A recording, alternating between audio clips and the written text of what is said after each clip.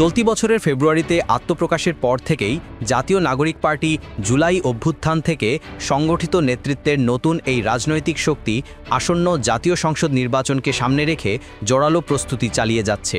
সম্প্রতি দলটির নতুন নেতৃত্ব ঘোষণা করা হয়েছে। পাশাপাশি ৩টি দলকে নিয়ে গঠিত নতুন রাজনৈতিক জোটও আত্মপ্রকাশ করেছে।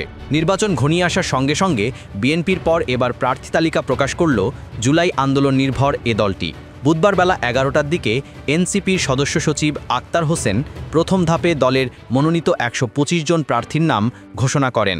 এর মধ্যে পঞ্চগড় ১ আসনে মোহাম্মদ সারিস আলম, ঠাকুরগাঁও ২ আসনে মোহাম্মদ রবিউল ইসলাম, ঠাকুরগাঁও ৩ আসনে গোলাম মুর্তাজা সেলিম, দিনাজপুর ৩ আসনে আহম্মদ শামসুল মুক্তাদির এবং দিনাজপুর ৫ আসনে ড মোহাম্মদ আব্দুল আহাদকে মনোনয়ন দেওয়া হয়েছে। এছাড়া নীলফামারী ২-এ ড মোহাম্মদ কামরুল ইসলাম দর্পণ, নীলফামারী ৩-এ মোহাম্মদ আবু সায়েদ লিওন, লালমনিরহাট 2-এ রাসেল আহমেদ ও লালমনিরহাট 3-এ মোহাম্মদ রকিবুল হাসান প্রতিদ্বন্দ্বিতা করবেন। রংপুর 1-এ আলমামুন, রংপুর 4-এ আক্তার হোসেন সহ কুড়িগ্রাম, গাইবান্ধা, জয়পুরহাট, বগুড়া, চাঁপাইনবাবগঞ্জ, নওগাঁ, নাটোর ও সিরাজগঞ্জের বিভিন্ন আসনের প্রার্থীরাও তালিকায় স্থান পেয়েছেন।